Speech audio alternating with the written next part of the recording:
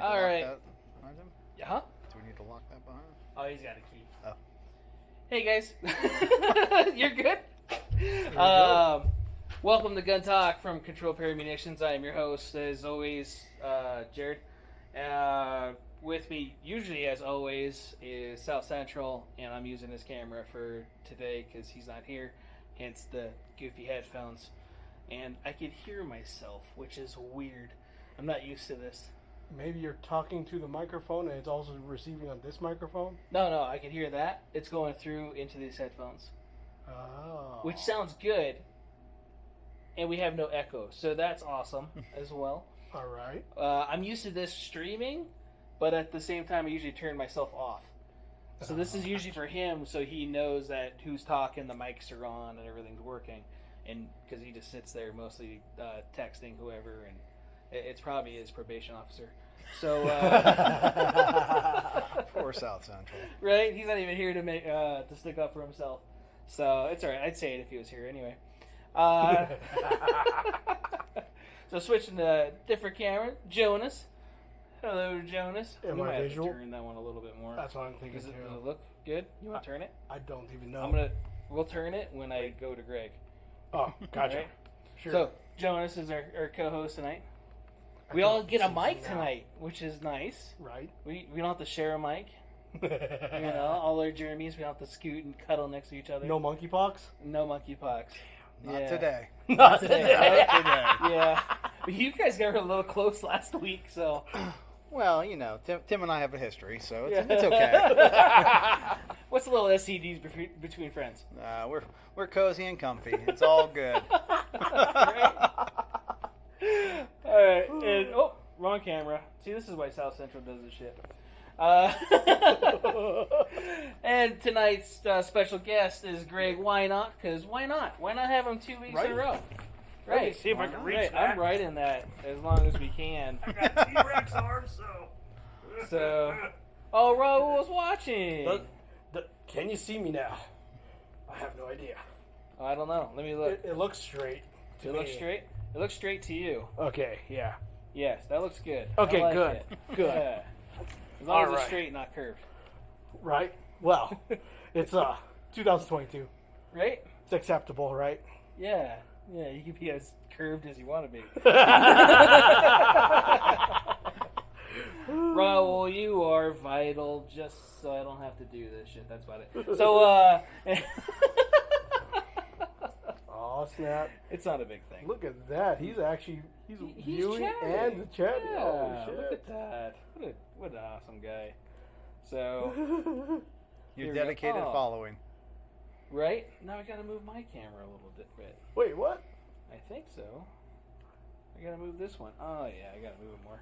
So we're winging it tonight, as Jonas put it. Oh, You like that? I did. I liked it. It was pretty good. There we go. Well, since we're gonna do all individuals, and I got a program already set up from a long time ago, so we have 3 cameras, and we can all be cuddling digitally.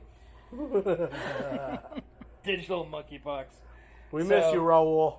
We do. Jonas mostly misses you. I have a power bank on my phone, so I can actually read the messages now. Right? What's weird is this. Oh, I didn't put it on multi-stream. This is why he does this shit. I don't even know what multi-stream is. Oh, that's so you Yeah. can go multiple platforms. We're streaming on Twitch Live and on YouTube. Oh, okay. Yep. Gotcha. Got to get the gamer stuff out there just because. Why not? Also, my Why account's not? on the. Right? Right. See, Not he do it. works with it. Why not? Absolutely. That's awesome. Why not? So last week we were talking about you and training, and I'm getting tired of listening to myself. It's just a weird echo, like I know what I'm saying. So we're talking about training and all that other fun stuff. You said you finished out another class tonight of this segment. So what segment were you finishing? We were finishing personal protection outside the home. Okay. So back until 2018, we didn't really have a concealed carry course. We had a concealed carry program, if you would. Mm-hmm. And there were building blocks and prereqs. First, you'd go through the basics of pistol shooting, then you'd go through personal protection in the home, and then you would slide into personal protection outside the home. Yeah. And, you know, after going through all those classes, it was about two full weekends, and you'd fire, 600-700 rounds, and lots of drawing and engaging multiple targets and multiple shots, and it was it was what we had. And for a lot of states, including Nevada, you have to be a personal protection outside the home instructor to be eligible to be a state certified CCW instructor. Oh, wow. So for Nevada and many other states, that is the requirement to get on their list. Since 2018, though, the NRA has come out with a CCW instructor course, and it is the hopes of us that will become the new acceptable gold standard across the nation, because it's a module course that you can plug and play which lessons you want to include. And so if you're somewhere where you have to have 11 hours of training, you can make it fit that. If you need to have this, that, or the other, you can add to or take away to meet the requirements per the state. So today was wrapping up personal protection outside the home. We've gone through the pistol and the personal protection in the home and the basic instructor training stuff and all that jazz. So now we're bringing it to an end. Nice. At least this run. Then we rinse and repeat again in October. Right. What are you running in October? So in October, starting on October 7th through the 14th, is another training camp just like this, where we do the basic and the instructor level courses for the NRA's pistol, and then, as we call it, PITH, personal protection in the home, and POTH, personal protection outside the home. And then after that week, we have a range safety officer course on Saturday, which certifies individuals to operate a firing line, which of course every instructor is going to be doing. Yeah. And then we have chief range safety officer on that Sunday, which certifies you to operate an entire shooting facility, as well as to train and certify additional range safety officers, and to write standard operating procedures for different gun clubs. And then we wrap it up on Monday and Tuesday with the NRA CCW course. Nice. So I think we have some other classes kind of in between. I think we have a rifle instructor course coming up on September 25th. Okay. So there's a little bit of work in between the actual training camps, but it's gonna keep us pretty busy. Nice. Yeah. But busy's good. Busy's always is good. and especially with your that's your lifestyle too, and it helps out with different stuff, and It is. keeps you out of trouble. It is. I'd like to give a shout out to Tim Chapman, because I got to enjoy my new ballistic plates in my vest over this past week, and oh my God, what a difference from the huge things I used to carry. Right? Yes. Right? I thank him, and my back thanks him. The ceramics make a huge difference. They really do. Oh yeah, a lot of people don't really realize that. My steel set dry, just the steel set's 24 pounds, 26 pounds, something like that. It's a lot. Without mags or anything. Yeah. Just I need to take the side plates out of it just because I don't want to have side plates, but that's me. Yeah. Well, ceramics are nice. I am happy to just have this, and then it keeps me safe, and it also keeps everybody feeling good about what I do for work. Right. So, right. because just this week alone, I think I had a gun pointed at me 3-4 times. Jeez. Almost work at a gun store. I know, right? Well, at least in here they're likely not loaded. You would like to think so. Likely. You would like to think so. So I'm bringing this gun in for consignment. Okay, now that right, or gunsmithing work or something like that. So yeah, sometimes we get that. Do you want to fix yours a little bit? What? How do you think you look? You look okay? I think so. All right. Right? Sorry for the random people on Spotify. They're like, "What do you talk about? What you look like?" We only hear you. So yeah. Yeah. Right. I think it's fine. No, yeah. I see my face in the square. That's all that so, works.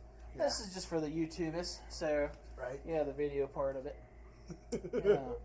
So no, that's good. I'm glad those plates work because they're nice plates. I enjoyed shooting them up. Testing them. Testing them. Yes, put in science. Yeah, absolutely. So, yeah. Absolutely. They were fantastic, and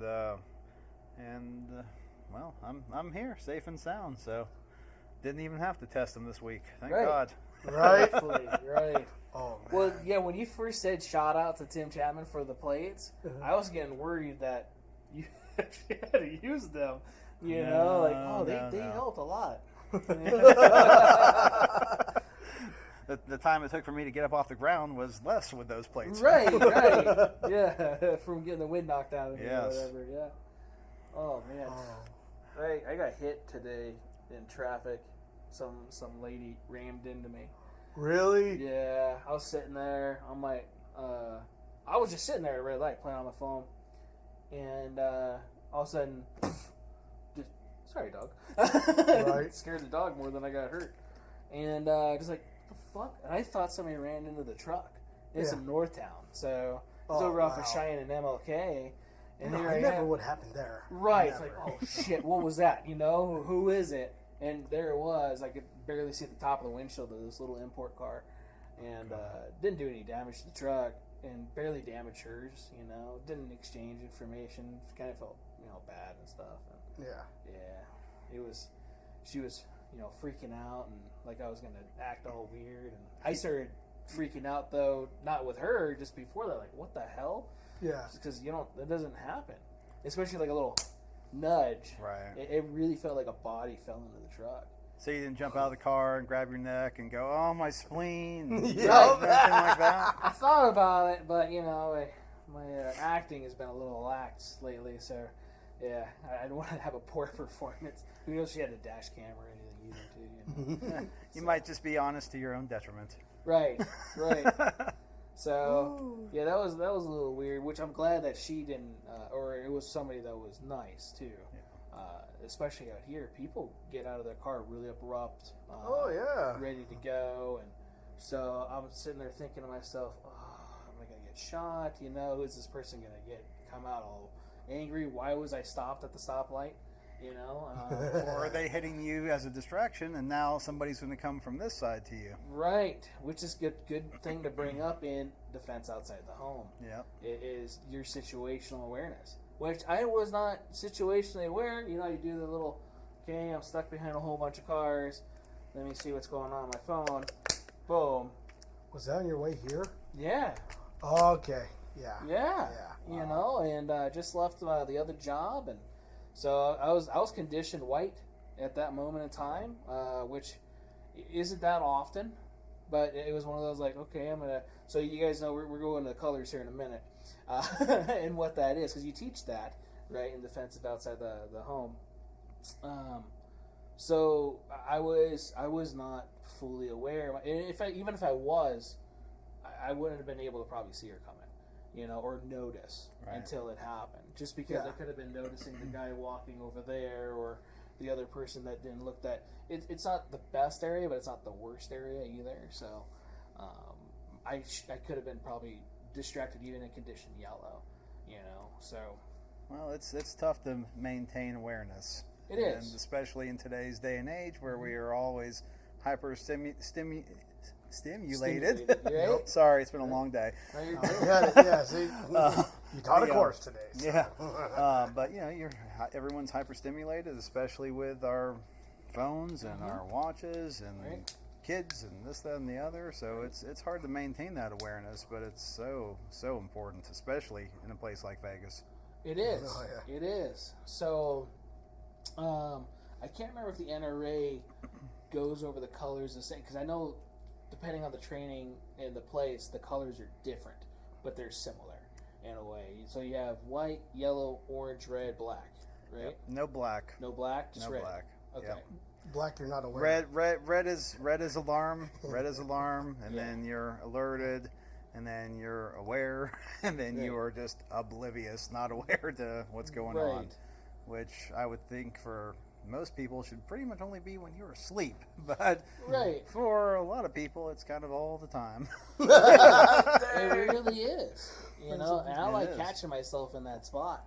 Like I'll admit it today. I definitely was in that spot, for that brief time. Yeah. And it caught me. But then again, like even if I was in a higher condition, would I have been able to do anything? I had a decent amount of room in front of me, but would have helped. Well, you got hit from behind, so. Right. But there's no one in front. Was there no one in front of you? There was somebody in front of me. It was a big truck. It was. But you had enough room that you didn't get pushed No, into that. it just like dunk. Like seriously, it felt like a body hit me. So that was again my concern. I mean, who, what, where is he? Who dropped in my trunk? Right. Is there somebody in the bed of the truck? Trying to get through the little window because crackheads. Oh yeah, I remember that. Right. In the park. So I still thought that was your brother. Right, That was me too. hysterical. We walk out one night, and was it the first night we were in here? No, it was at the other shop. We were still in the other shop? We were still in the other shop, I think. I thought we just moved over here. Or it was that week we were switching over. Yeah. Yeah. And so it was about 2 years ago, and we we walk out. He's parked right in front of the old suite at the corner, and he notices a set of legs in the back of his truck, right? And it had cardboard and shit on it, right? And it was this little Oriental Mexican lady or whatever it was. Some little lady. Sparkly boots. I remember that. Yeah, little flat shoes or something. But the way that she was dressed, I really thought it was his brother Jim, just because. The sparkly shoes. Yes. So, yeah, I really thought it was his brother. Like, what the hell was your brother in the truck? And thought he was just hanging out here because, I just wanted to sleep or something. Yeah. And so, no, it was just some homeless person sleeping in the back of his truck randomly. Covering himself with 2 pieces of cardboard. Right. Very interesting. Yeah, that was definitely weird. And how did you handle that? I was like, hey, trying to go home. Yeah, can I please use my truck now? Right. Is nap time over? Right. Oh, Dude, that was a little awkward. Probably not as awkward. No, I think that was more awkward than the one lady that was passed out on this couch. Yeah. We had a lady pass out over here for I don't know how many hours. Oh. Somebody said there was a lady over here, and what are you talking about? There's a lady over here. We had no idea. Mm-hmm. So came over and looked, and like, ma'am, she wouldn't wake up. And I kept on talking to her. I didn't want to touch her because the last thing you wanted, and then you get sued for exactly, whatever, anything. Yeah. And so she just passed out here and noticed that she had a medicine band on her, like a medical or medical bracelet? band or something. Yeah. Yeah. So like, oh shit, I definitely don't want to touch her now. Did she just get out? Is she on meds? Something like that. So she kind of woke up a little bit and then passed back out. Yep. Right? I'm like, man, what am I? I'm gonna just call 311. I'm gonna get a paramedic to come get her or something. That way at least it's on them. They have liability. Right. Yeah. I mean, we have liability too, but I just don't want to use it. Right. So. Well, nor should you have to. Right. And I still think it was that one Norwegian guy left her there. I think so. Because I don't think she spoke English. No. Well, she did. It was European, the accent and everything. And then she also seemed like she was kind of drugged out of her mind. But wow. Yeah, it was unfortunate, but she did end up leaving. A 311 never picked up. Thank you. Still waiting.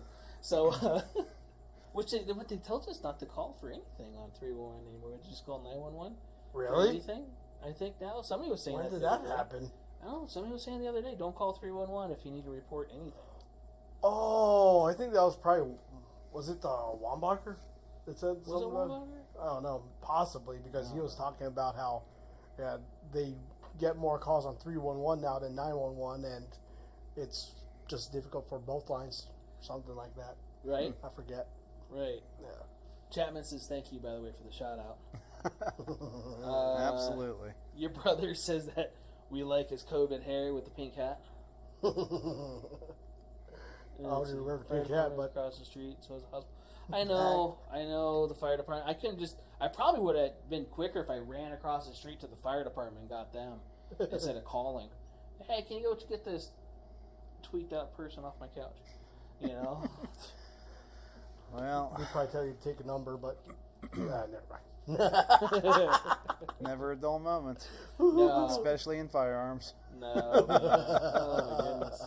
Oh, my goodness. So, defense out the home, a lot of that stuff is with and without carrying, right? Kind of giving you your situation awareness, talking about a lot of that type of stuff, right? So It does.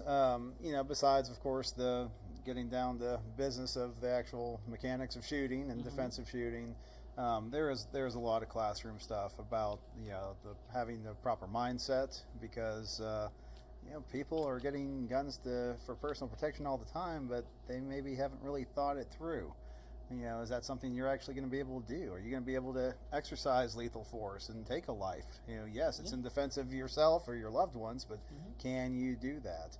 As well as the multitude of other repercussions that we encounter if we do have to exercise lethal force, and as well as just things about maintaining awareness and how to make yourself and your home safer, and how to conduct yourself when you're out in public, and what to wear, what not to wear, what to say, what not to say. Yeah. You may not want to walk around with your "Let's Go Brandon" shirt and your MAGA hat. Even if you're a supporter, you may not want to do that because it brings unnecessary attention to you. Mm-hmm. I had to explain that to my 9-year-old daughter as she wanted picking out a patch for me to wear. Can't remember where we were going, but she's like, "Can I pick out a patch for your hat?" I'm like, "Yeah, sure, no problem, sweetie." She goes over there and like, "Choose this one." It says Biden socks. So like, okay, I can't wear that one outside. And she's like, "Okay, what about this one?" It was another Biden one or whatever, right? It was this and this. And we probably got kicked off YouTube now because I just said Biden. But anyway, but yeah, no, she wanted me to wear it. Like, I can't. As much as I would love to, you can't. Right. Especially today. 10, 20 years ago, probably I could have got away with a lot more of doing that sort of stuff than I can today. Shit, saying stuff today. You can't say half the stuff that you were able to do a long time ago. Well, that's true, and some of it is unfortunate, but some of it's also a good thing. Yeah. It's got to be fair, though. That's the thing. It has to be what? It has to be fair, though. Yeah, it does. It does. But times have changed. We're changing, and some of that change is not a bad thing. But you can't just speak as freely as we once did. Not like our fathers or grandfathers. That's for sure. Right. That was a different time. So yeah. Which some of them would be like, man, that'd be kind of cool. But yeah, then again, looking back too, it's kind of a good thing that some of that's not allowed, as far as certain things go. Yeah. Well, I've kind of just gotten used to that because that's how it is in classes. We don't discuss politics in class. We don't discuss religion in class. We don't discuss kind of like my life in the Freemasons. We don't talk about those things. Why? Because they're controversial items, and we're all about peace and harmony. we don't need that. Right. Yeah, but most of our gun guys and girls out there, are definitely on a certain side, and they want to talk about that, and that's great. That's great for a break, but not in the classroom. No. Yeah. That's not what we came here for. No, yeah, it's definitely it could be a good thing to kind of bring up and different stuff, and like some of the laws that are changing all the time. Yeah. Which kind of makes yours and my job difficult, because the laws are ever changing, and it always seems like it's impacting in a way or two. I just found out certain things. I got to double check before I make it public. So just in case, right? But yeah, there was a few things that got brought to my attention recently, to where it was kind of, I don't think that's right, but that's weird how that's a thing now. Yeah. Like training. Weren't they trying to outlaw training for a short period of time, or not? there was something to go along with, I can't remember what it was, but they were regulating some form of training for, I think it was coming out like a year or two ago. Is that a Nevada thing, or are we I talking don't on a remember. larger scale? I thought it was a larger scale. Hmm. But I don't think it was just directly firearms training. I think it was like overall training. I think it got squashed, but it was one of those things that they were looking at implementing. Like, we get those papers from whoever it is. The Fusion Center. Yeah, whatever. Yes. Yeah. So What's the Fusion Center? over here in Nevada, in the southern Nevada at least, like is it Clark County or is it just under Metro? Like it says Metro on the thing. so it's LVMPD and like some federal agencies. They do run what's called the Fusion Center, and it's supposed to be like kind of like awareness of terrorism kind of activities, stuff like it's hard to explain, but it tells you like on the worksheet. It's like give us contact us if you have a customer that's say asking about body armor or X amount of high capacity magazines or something like that. So trying to figure out if you got somebody who's stockpiling for another mass shooting around here. Exactly. Or something? Yeah. So military training overseas. If they come in looking for body armor, and if they have experience overseas. If they have experience I remember overseas. That. Yeah. Well, it's like, okay, I got a military guy, probably got training overseas. He might actually like guns because he's been around them his whole life and he enjoys going out and having fun with them. But I'm supposed to do what with this? And he wants armor because he's smart and doesn't want a bunch of guns pointed at him by random people at the range. Right. Yeah, not a off the wall concept, but no. But things that make sense sometimes get lost in new laws. Right. Yeah.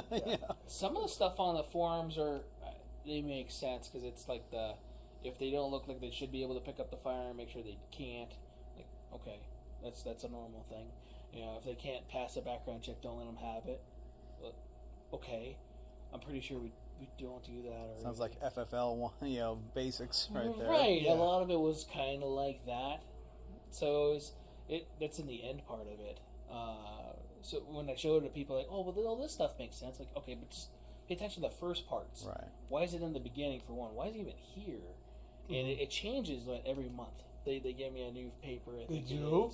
Yeah. I thought it was only every half year. No, I get it. I should just start keeping them. That way. Oh, shit. They change. Sometimes they're thicker than normal. Sometimes, I don't know. Yeah, I know. I remember one of our prompts during 2020 was like 5 pages. Yeah. Yeah. Right. I remember that. They definitely had a few. I don't know why for 2020. Well, it is hard to keep up with all the new rules and regulations and statutes and whatever.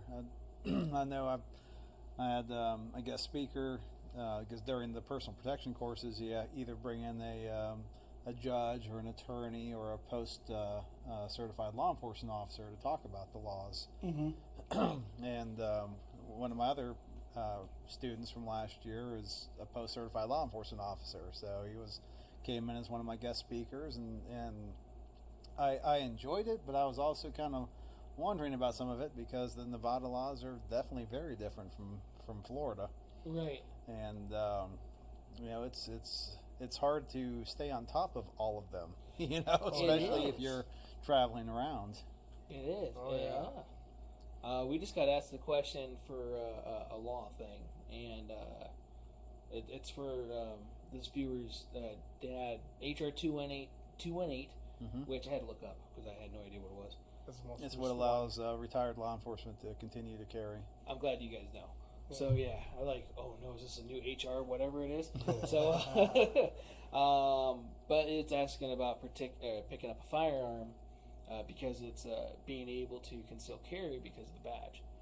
Unfortunately, in the state of Nevada, you still need a concealed carry permit for it a valid one, in order for you to pick up a firearm without. You have to fill out the form. It's a form of showing of transference, but to be waived of the $25 background check or being called in, unless it's a private party, underneath the newish law from 2000 January 1st. 2020. 2020. Yeah. 2020. Yeah. Well, if you look on the 4473, it says no NICS check because of state ID, Right. not federal.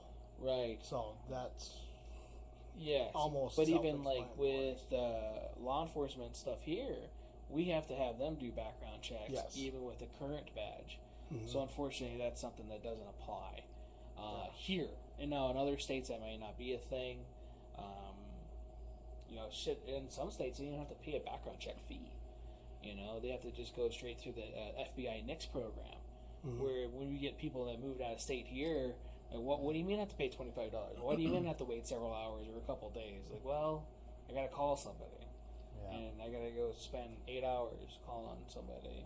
And yeah, trust me, we have nightmares of the music. So Yeah. we don't want to do it, but we're doing it because that's what we have to do. It's our duty Right. to ensure Right. that we do not put firearms in the wrong people's hands. Exactly. And here in the state of Nevada, we have to use that.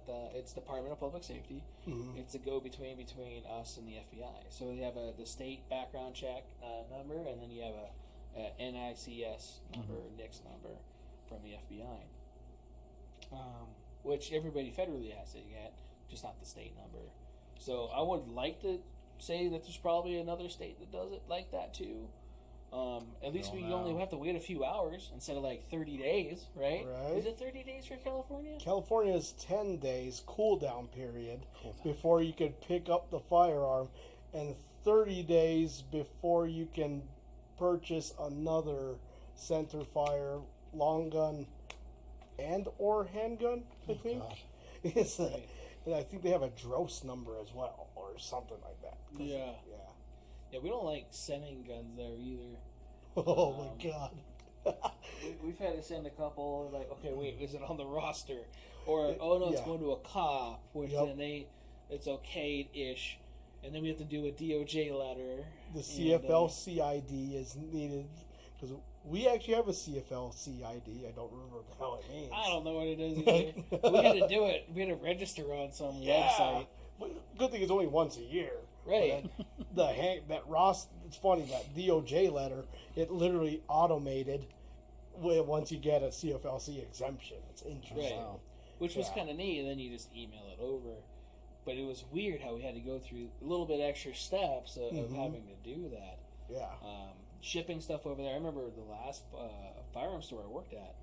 We sold a guy at a gun show, which had it shipped to an FFL to get everything done right, just in case anybody special is listening.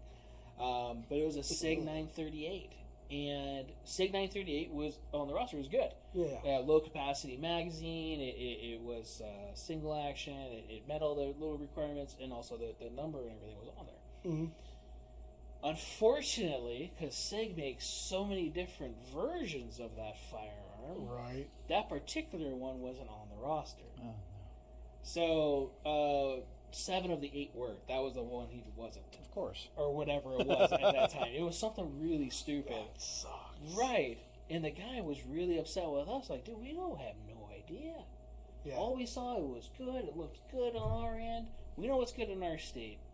Right. And we Yeah. try to do our due diligence at a gun show with hundreds of people around us with really shitty internet. Yeah. Like, oh, I don't know. What's today's California roster going to be like? Which is ever changing, Yeah. So, Um, which brings up another thing. When we have Don Green on here, I'll have him bring it up too. Black powder guns. Yeah. Is a firearm. I thought you can sell it to the state of because. Well, we have to look into that more. So, there was something, and even like an unlawful person can't have one. Okay. So, where you would think that because it's a black powder and it's not, unless it's X amount of years old. What? I- So it's like CNR style. Kind of. Okay. Which I mean, is I kind of remember you being able to order these directly from places like Midway and Oh, yeah. stuff like right, and that. it gets delivered to your house, and it's Yeah. a black powder gun, muzzleloader. Yeah. And it didn't matter who you were or whatever. But that shit, a long time ago, we used to be able to order shotguns and get it delivered to our house. That's true. So, From the Sears and Roebuck catalog. right. If you want to go even back further than that, yeah. Yeah. Because the next Brady check didn't come out to 94, I think, 93, I 94. don't remember. Yeah. I only know that because of a YouTube video I watched. I was watching Power Rangers then, so Was yours the green one, or? I like the pink one. Oh, I like the pink one too. Good. It is. Same reason? It is. Probably. Yeah. It's odd how I remember her name too. She still looks the same. Yeah, she doesn't look too much different. Yeah. She's not like some of those other 80s and 90s stars that went and got a whole bunch of reconstructive surgery. You have no idea what they look like anymore. Oh, man. Even freaking, what's her name? The one from Dirty Dancing, you barely recognize her. What? Which one? The one that played Baby? Yeah. No. You What's her can't name? recognize Jennifer her. Grey? Jennifer She doesn't Grey, look the yeah. same? No, she doesn't look the same at all. Yeah, she looks different. Completely Really? different. Yeah. Yeah. She was so beautiful. Yeah, and she probably thinks she still is. Right. Okay. You know, if you're into the cat ladies, then maybe so. Oh, so Right. she had a lot of... She had a lot of work done. Oh, I'm sorry. Yeah. Your brother, Kimberly. Yeah. Susie Q. That's right. She was Susie Q. That's true. That was a good movie. Yeah, I had never seen it. Yeah. So. It was like a made-for-TV movie. Was it? Yeah, it was good, actually. Oh. Interesting enough.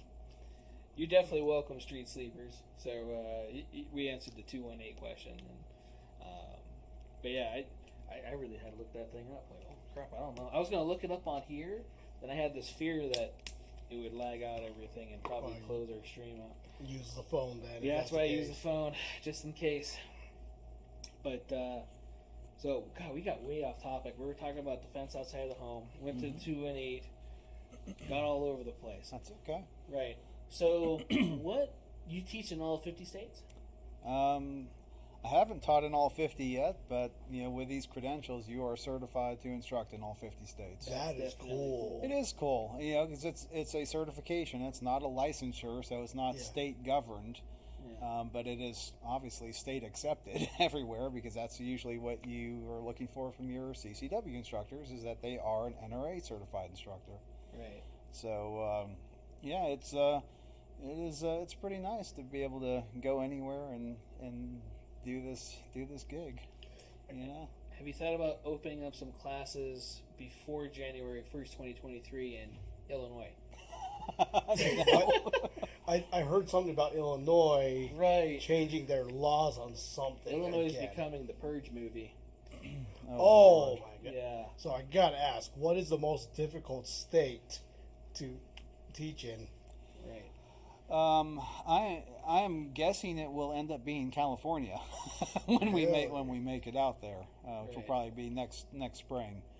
But Yeah, laws are going to check change you that. know, we also try to go to very gun friendly states, Yeah, and also states that do have these different requirements for their CCW instructors because then we can market better for it. Right. So I don't see us spending a lot of time in Illinois, New York, California. That just doesn't seem appealing. Maybe for vacay, we'll go hit Napa Valley and check all that out. But otherwise, it's going to be limited and very controlled trainings in those areas because there is so much that you have to be concerned about. Right. And the alphabet soup after my name does not contain JD. I'm not an attorney. And I don't want to play one, so it's like, okay, we'll I'd rather be safe than sorry when it comes to doing some of these trainings. Because I know California, they do have like a release schedule pretty much of laws when they will roll out in effect. Yeah, it's weird. Yeah. It's like you're already planning when you're banning things. Wow. Yeah. In Illinois, they have like 3 different sets on mag capacity laws, from what I saw. I know what California can't go under. We have to have 10 or under, right? Yeah. And then I think New York's the same. Yeah. Colorado's 15. Well, New York, it depends on which part of New York. No, I think it's all. It's all New York now? It's all New York. It's all state now? Yeah. Okay. Because upstate was pretty much the only place where you had guns, but they're still pretty regulated. Mm-hmm. And then they got even more regulated. I don't know. I think that as far as we're concerned, it really doesn't matter which state it is.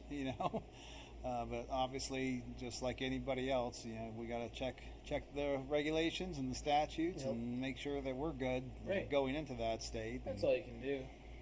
It is what it is, know. And until everybody can get on the same page and have some national standards and national regulations, it's going to be like this. And and that goes for everybody traveling, by the way, anywhere you go, especially if you choose with a firearm in a car, out of a car, in a plane. Oh yeah. If you fly into New York and you have you're not supposed to go to New York.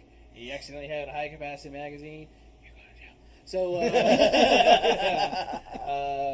welcome to New York State. You were going to prison. So that's bad, and it sucks, especially when you're trying to do the right thing and you have no idea because of the way that some laws are even written. Yeah. It's frustrating because we are the good guys and girls out there who are trying to, exercise our Second Amendment rights and exercise our freedoms, and for whatever purpose, whether it's just going and plinking at the range, or we want to strap a gun on and be able to properly defend ourselves. And there's so much responsibility and so many statutes that apply, and it is it can be overwhelming for somebody who's just trying to get into this sector, into this field. So it's frustrating, but it's also that's a good thing about some of these classes, because you do learn about the laws in your locale, and then it's up to you. Can't plead ignorance after that point. Right? Mm-hmm. Well, you could, but it would come back negatively on you. Yeah, they say you can't have ignorance or whatever. You're supposed to know it, which is bad, because even, I don't want to say anything bad about law enforcement, but a lot of times they don't even know the word to the law, how it is. Right. Because of stuff, there's a lot of stuff to know, So again, I don't want to talk bad, because stuff is different, and stuff is, and that goes for any type of law enforcement agency, whether it be local or federal. Let's look at AR pistols. What defines an AR pistol and or to an AOW? And I had to look that up again, actually, just to make sure. Yeah. What makes it an SBR? One of those things was 26-inch overall length. It cannot exceed. So anyone that's buying, say, I measured that out, right? Kinda. If you have a standard carbine buffer receiver extension, the buffer tube, quote unquote, that means it only gives you upwards of 9.5 inches of the barrel, kinda. If it's gonna go with overall length. Right. So, but then there's also people that's like, they're like, how do you measure overall length? Fully collapsed or fully extended? Yeah. It's up to the officer, Depends I guess. on if it's Wednesday or Tuesday. Exactly. Right. Yeah. And it's written so vaguely to where it can be used in that sense. And that's the bad part too, which is kind of irritating. Yeah. Got a question. Is there a standardized price for NRA RSO? Which I'm assuming it is different depending on the trainer. Or the agency. So, there is a standard range in terms of the cost, and then you will sometimes see classes advertised that are just so ridiculously lower than that, but those are usually restricted to Boy Scouts, because we utilize range safety officer, pistol, rifle, shotgun instructor credentials for new merit patch counselors. Okay, that's cool. It is cool. Yeah. And so in terms of cost, I don't know what everybody else charges. I know that for about 10 years we charged $250, and we now currently, after another 5 years, we jacked it up to $300. So okay. But then again, the NRA also jacked up the cost of all their materials and the things that we have to get for the students, as everything in the world has gone up in cost. Right, because all the NRA classes come with materials. You get to take home the book and all the information and all the stuff that you guys share in class. I think you guys got to keep the targets, right, for grading or for your personal records or whatever. Exactly. For some of the courses, we definitely have to witness it and sign off on it. Right. But no, it's an RSO is a neat course. It's actually kind of probably the course that made me, because, well, I mean, when I went through and became an instructor, I was trying my hand at things, and I got hired on as the new member trainer for my local gun club, and eventually I got my chief RSO credential and became the chief RSO there, and I actually switched our new member training class over to the range safety officer course. Yeah. So every new member that was coming in was also a certified RSO, which also helped our numbers, which helped our liability insurance. That's cool. And I've taught that so many times over the years to individuals and groups and agencies and stations and all that good stuff. Mm-hmm. So it's a great class, even for somebody that's just starting to get into guns. It's a great class to take to learn how things are supposed to be done and what you can do to help keep things operating properly and safely on the range. Right. Because we're all range safety officers. We're all there. We're supposed to take care of ourselves and take care of those who are with us and keep an eye on each other. But it's nice when you've had that extra training and know exactly what to look for, and you actually have a credential that says you can do these things. Right. Instead of, well, I was a range officer 30 years ago in the Coast Guard. Really? The Coast Guard? Okay. Yeah. Whatever. Things might be a little different now. We still want to keep it downrange all the time, but right. Things have grown and adapted.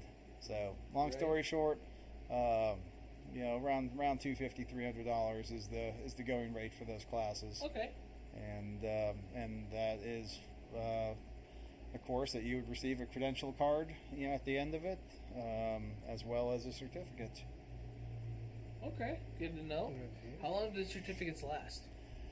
Your certification is good for 2 years. Okay. And then after 2 years, you do not have to go through the course again, but you do have to, of course, pay the NRA again for your recertification fees. And it's done, based on whether you're an NRA member or not. NRA members have a lower cost for renewals, as well as, what was the other thing I was going to say? I don't know. Renewal of certs. I completely lost. Do what? Renewal of certs. Oh yeah, every 2 years. Every 2 years. You just have to pay your fees to the NRA. Okay. Back in the day, you used to have to teach X number of classes. Not just RSO, but like for instructors, you have to teach X number of students and X number of classes, and then you're eligible to be recertified. Oh. And unfortunately, they went away with that. So we have tons of instructors out there who've gone through the trainings, hold the credentials, maybe never used them, or 5 or 10 years later go, I think I'll try my hand at this. Meanwhile, we've had 5 text provisions of the handbooks and the lesson plans, and it's like, oh my God. Right. You want to do this, And yeah. I appreciate anybody who just wants more knowledge, because that's just going to get rid of that ignorance and carelessness that most people have when it comes to firearms. But, right. I also wish people would actually utilize some of these things a little more. Yes. Yeah. Especially if you are trying to train people, and at least you can give them the right information. I think a lot of that too, with it being to where you don't have to go do X amount of classes or even re-qualify or retake something or whatever too. We get a little complacent in a lot of our stuff and stagnant, and you're going to have a lot of those classes that are going to kind of suck, I think. Well, the one thing that you do have to redo is the basic instructor training. Okay. So before going through a discipline, you have to go through the student level, the basic course, and then you have to go through basic instructor training, which is all the policies and procedures and whatnot of being a trainer, and then you go through the discipline specific. So if you go through BIT, as we call it, basic instructor training, you have 2 years to get other credentials. After 2 years, you then have to go through that training again. Okay. I mean, it's not terrible, but at the same token, that text hasn't been revised in a number of years. Right. It's the exact same one. And in terms of requirements of instructors, I still can't fathom why we do not require every instructor to be a certified range safety officer. Right. It makes zero sense to me, because your instructors are running firing lines. Yeah, that's Right? what I'm thinking. Yeah. You're going to be doing it. So why not have the credential that certifies you to properly and legally, if you will, do this? So I don't know. Maybe the NRA will read some of my notes one of these days and Right. and update some things. But as of right now, yeah, that's kind of how it is. Well, we were doing the couple podcasts ago. We did the gun safety. Mhm. Remember? So we printed out the NRA gun safety rules and regs of how to your basic rules. of firearm handling. Always keeping the gun pointed in the safe direction. Always keeping your finger off the trigger until ready to shoot, and always keeping your gun unloaded until ready to use. Right. Those?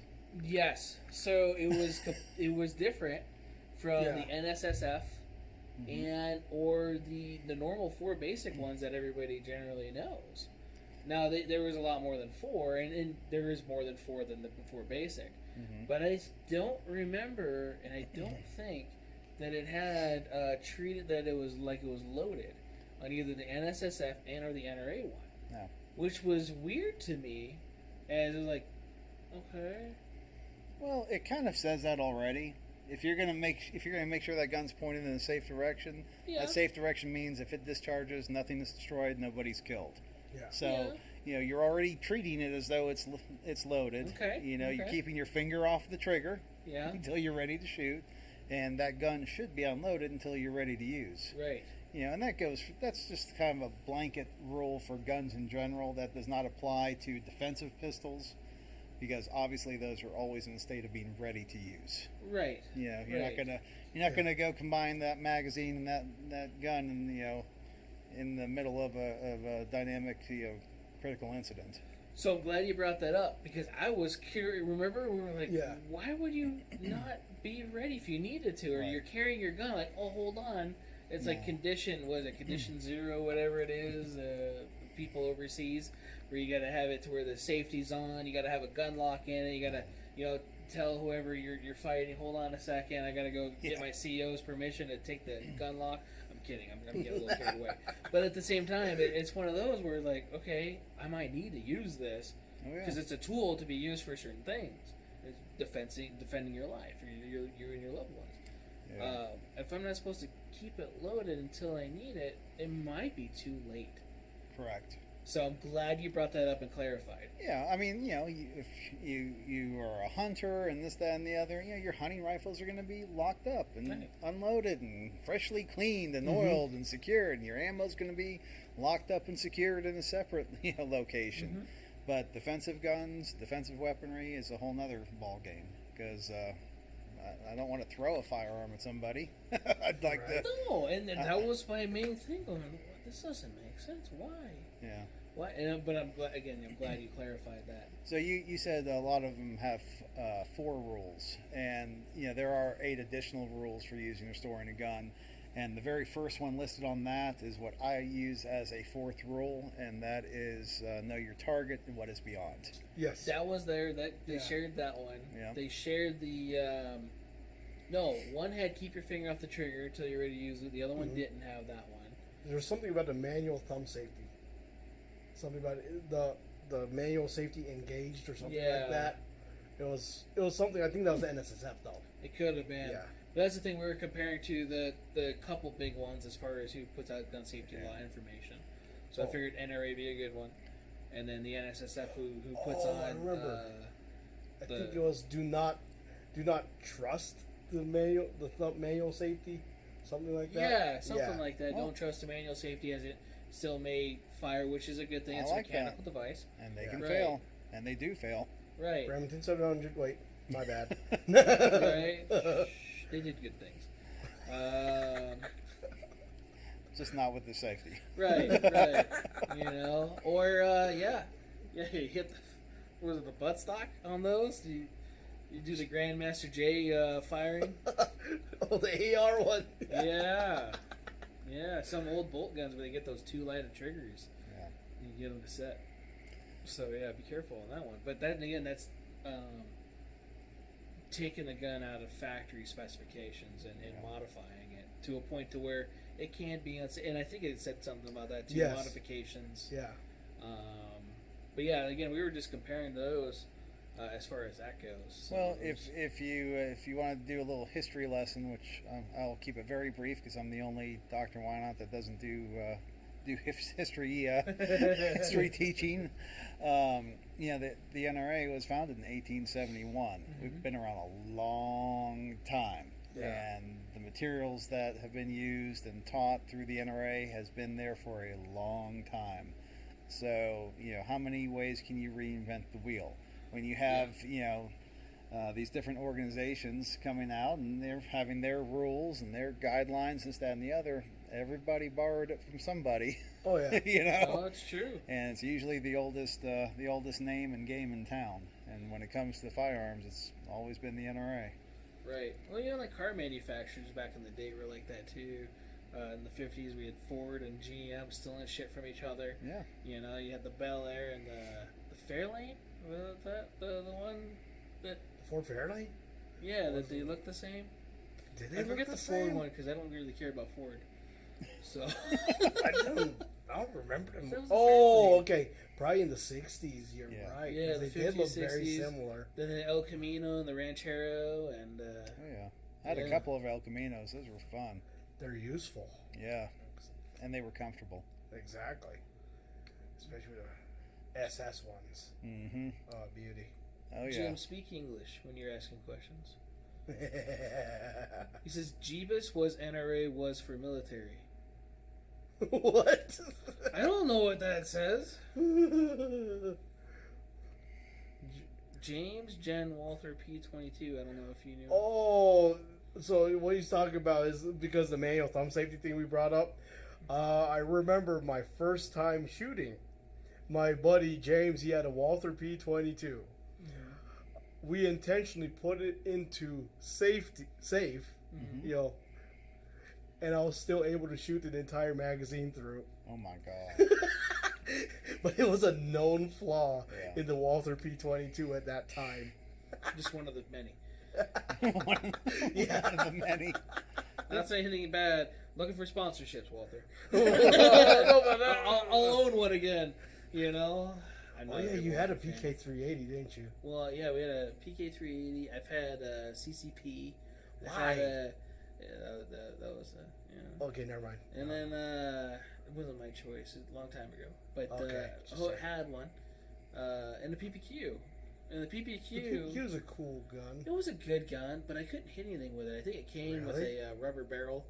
I Is couldn't that hit- for curving the bullets? Yes, Yeah. yes. It was the gun. John Wicking it or Yeah, something? wanted. Wanted, yes. That's it. So, but yeah, I couldn't hit anything with it, and I gave it to a buddy of mine before we lost our private party to transfer a lot of stuff. But No, I get it. We gotta make sure I make that clear in case anybody else is watching.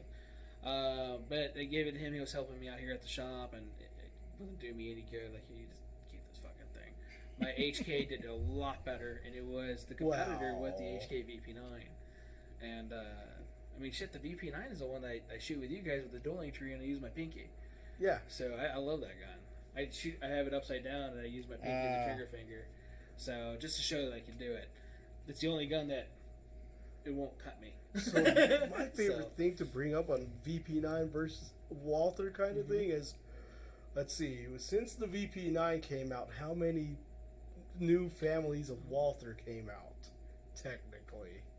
Because there's the Walther PPQ, there's Right. now the PDP to go against the The VP9. PDP, I don't think is as nice as the PPQ is as far as Right. the function or the trigger feel. Because the PPQ had a really smooth, almost too smooth of a trigger. It had the best striker fire trigger on the market. Yeah. But to the point to where if you go to Clark County Shooting Complex, for example, and you look at their pistol range, you look at the awning, you will see holes. And a lot of that is from and for people, Nice. yeah. So it's not going to keep me dry if it rains out there? It might not. You might get a little... about that. And we don't have straight rain here in Nevada because it's always windy. So, like, you will get... It's like Forrest Gump. We get it from the side. We get it from even the bottom because it's splashing on them in the lake. Such a good movie. We got water from the road. It's my wife's favorite movie, Forrest Gump. It is a classic. That's a smart woman. Yes, she is. Yes, she is. So here he clarified. Was the NRA instruction made for military doctrine? Was it made for military? Yeah, doctrine. No, it was not made for them. However, the military does incorporate it a lot. I've had many military contracts over the years, and I've found that most of the military groups that want this type of instruction are actually the special forces groups. Oh, wow. Because, well, they have their training, but a lot of the basics and a lot of those fundamentals get sorely forgotten very quickly. And it's a nice way to bring you back around to that and then rebuild on top of it. No, I didn't even think about that. That makes sense. Yeah. Because even shooting like competition stuff, I'll start overthinking a lot of things. Like, okay, basics. You know, front sight trigger pulls, front sight. You know, don't over squeeze the gun. Make sure everything is Not talking about defensive shooting, but just basic shooting. So much of it is psychological. Yep. And when we start getting frustrated and start doing things a little differently, and you start overanalyzing, overthinking, then you're throwing shots here, there, and everywhere. Yep. And it's like, slow down, take some breaths, let's get back to it. Back to the basics. You gotta, what is it? Crawl, walk, run. Yeah, something like that. Something like that. So KISS is always a good one to go up for that one. Keep it simple, stupid. Yep. Absolutely. But no, it is definitely something though that is used in for law enforcement as well as for military. Okay. And it's the same training that civilians can also go through if they would like to. Right. So. Right, and definitely recommend training. I'm looking at the camera. Well, and it doesn't even have to be with Greg. No offense, it did training. You know, yeah, but why not get trained by Why Greg? not get trained by Why Not? Yeah. I mean, he's here. He's special, you know. Not special. You know, right? My bus is waiting. I was curious why that little bus was out there earlier. That's awesome. But no, and you are out here to do this, which is really good. But even no matter where you are in the country, you know, get training. And get training from multiple people and multiple groups. And, you know, like I'm strictly NRA, and I have my own reasons that we don't need to get into why I don't do USPSA. It doesn't mean that any of their stuff is bad, wrong. You know, it's just that's another approach to it, and that's another presentation. But again, you know, you think about the trainings. Where did it all kind of start coming from? It came from the NRA. Yeah. I mean, I remember their first classes that they were putting together. It was a complete ripoff of our stuff, and that's okay. You know, if you're gonna add to it and build on it and make it your own, then that's cool. I understand the infancy. Now we're years later down the road, and they're doing their thing, and it's tons of different groups that do their own types of trainings. So it's good to get exposed to it. Oh yeah. Yeah. Plus, you know, this teacher may have told you this, but it didn't sink in until this one did. Right. It could have been the exact same thing sometimes. Yeah. We're like, well, I've heard that before. Where did I hear that? Yeah. Well, last time you went and got training. Exactly. Yeah. And it's always good to go out because even sometimes too, interpersonal. Some people just don't click well. You know, with certain people or whatever else too. So don't get discouraged if you go to a class and think that all the classes are going to be the same. And don't get discouraged if you go to one class and you have a really bad experience, because I know that a lot of people go to trainers, and we have a lot of ex-military, ex-law enforcement trainers out there who have forgotten that they're no longer in the military or in that department and still conduct their trainings that way. Yeah. And that might be great for a certain demographic, but it may be terrible for others. Right. So, definitely don't get frustrated. Keep looking. There are good instructors out there. I could rattle off a handful of them right here in Vegas, not because I train them, but because I have seen them in action. Yeah. Probably because I trained them. Right. And and it's a necessity. Right. We waste money on so many things in life, and you really cannot put a price tag on your personal protection and that of your family. Right. So if you're going to go spend $800 on a gun and go buy ammo at $1 a round and get your holster and everything else, maybe sink a few $100s into some classes and make sure you know how to operate it correctly. Right. And efficiently. Right.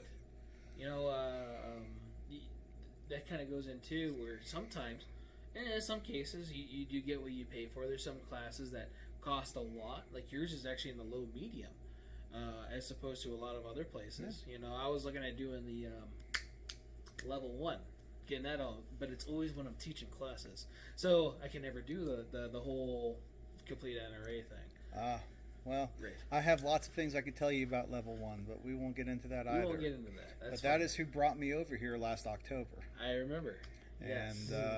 And let's just say that there are the correct ways of doing things, and there are other people's ways. Right. And it's also a good thing to find somebody who's credible and who actually takes care of not only their students, but also adhering to the NRA standards. Right. So yeah. Okay. Well, we'll just have to figure out a training camp instead of their thing on one of these visits where you can sneak off and get some training Right. in. A lot of it's schedule, and then trying to get all of it in and doing it appropriately too. Yeah. Because it doesn't happen. But I was looking at doing that. There was one I don't know the name, and I wouldn't put it out there anyway, no matter how horrible it was or how good it was, just because we could have a bad day, could have whatever it is. But there was one, it was like $50 for the training class. Right. And I'm like, you know what, $50, I'll go. Yeah, let's try try it. Right. Yeah. It's $50.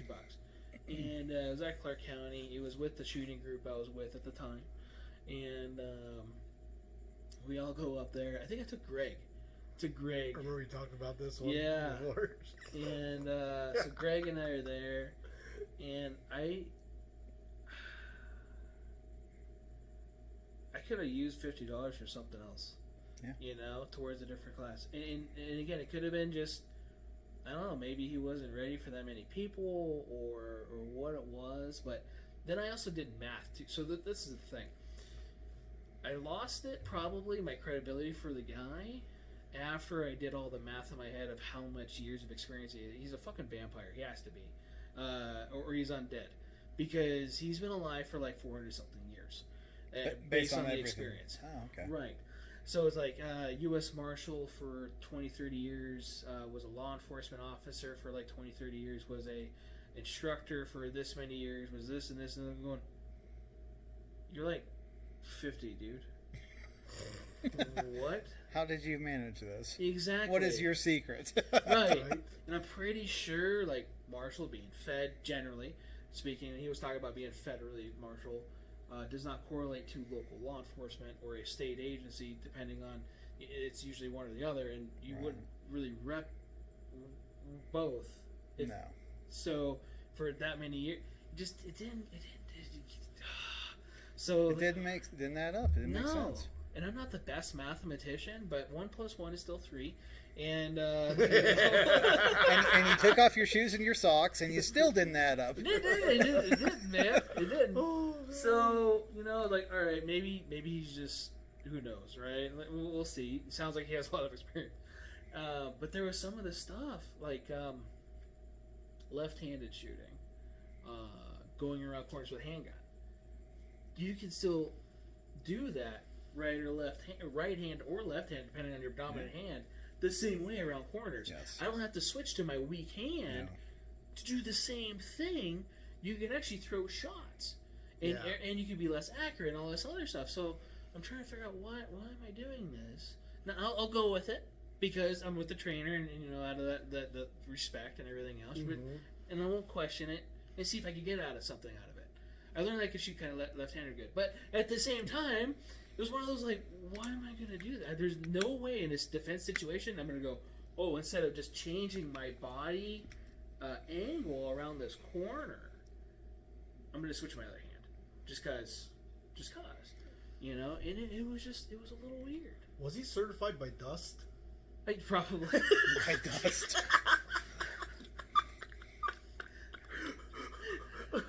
Do you know what that guy is? No. Oh my god.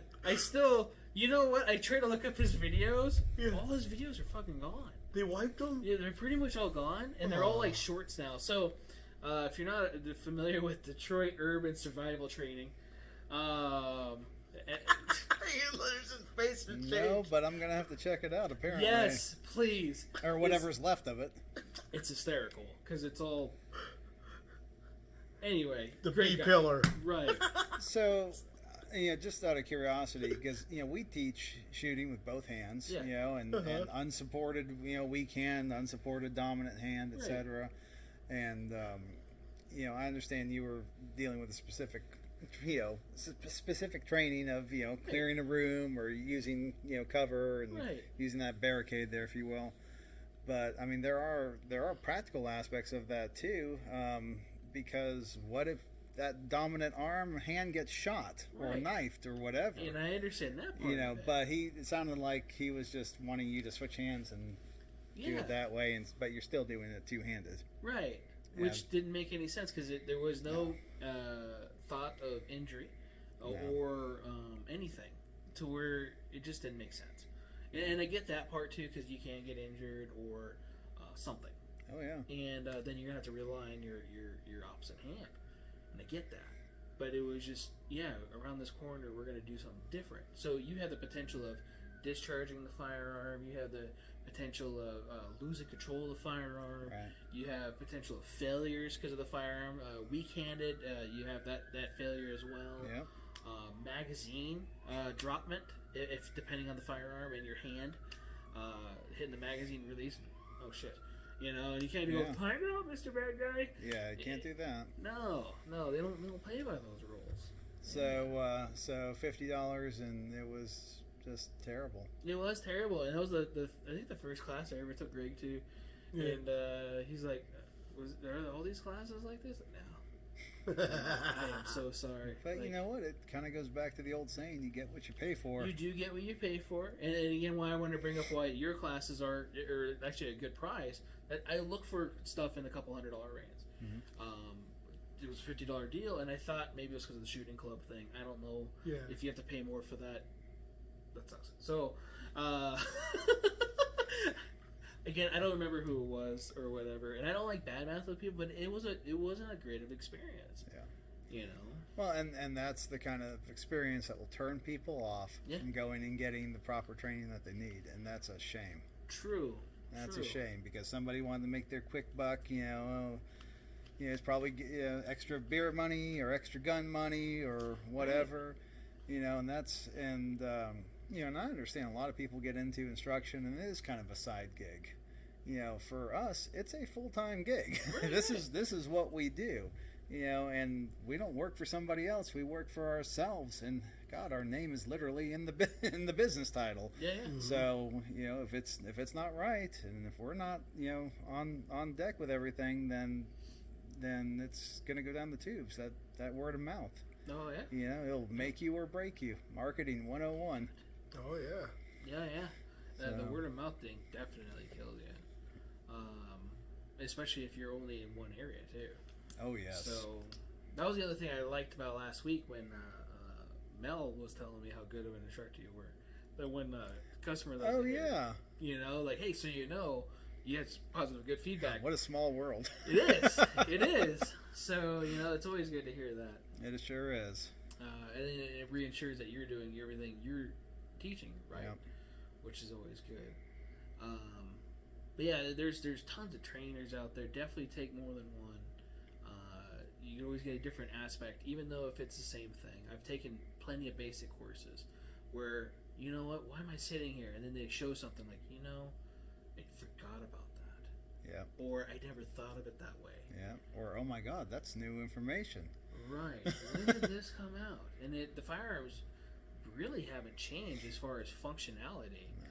You know, so semi-autos being since whenever, minus the manual safety or the functionality of the arm is pretty much the same. Correct. Minus revolvers and it's single action, double action. But so there's not a lot of differences, but there's different ways of learning it. Or like understanding how, next time I show somebody this, I should probably describe this as this part, or this is how you do this way.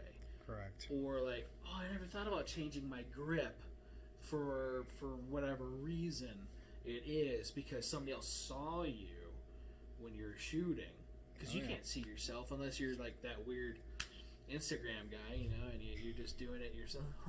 Oh, look at me. I don't know. Yeah, nobody ever really watches it, especially when you're training. You're not really doing that.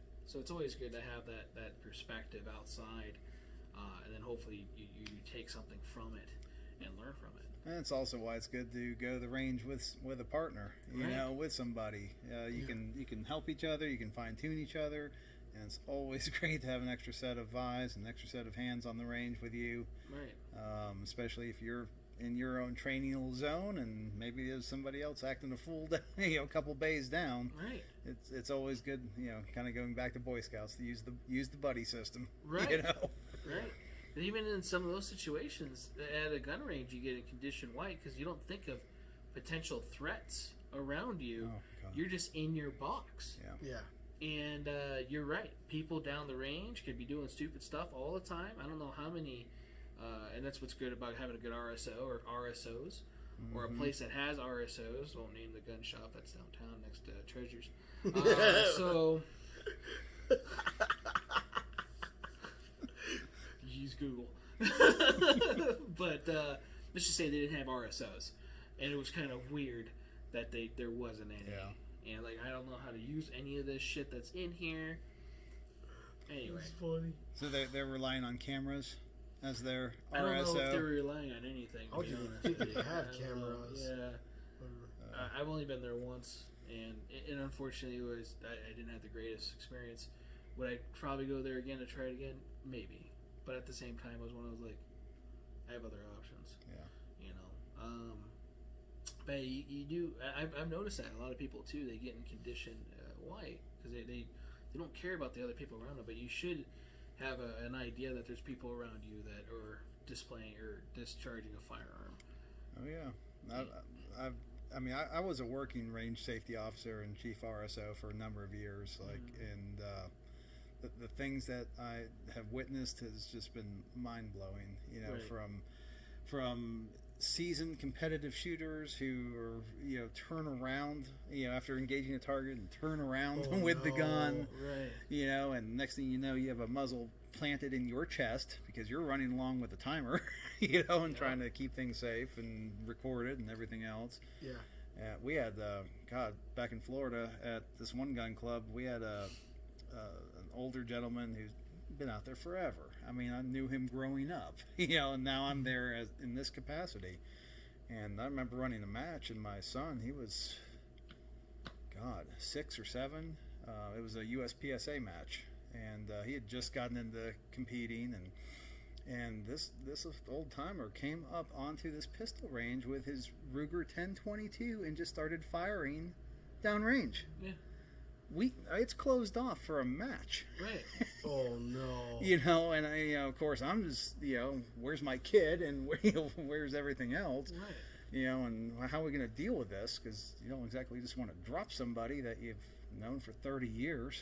And, it turned out that, well, guess what? He has some dementia and Alzheimer's coming in and blah, blah, blah. So we had to figure out a way that, we could manage that and not have a situation like that ever happen again. Right. So I mean, it's just endless of what could go wrong, what does go wrong, and people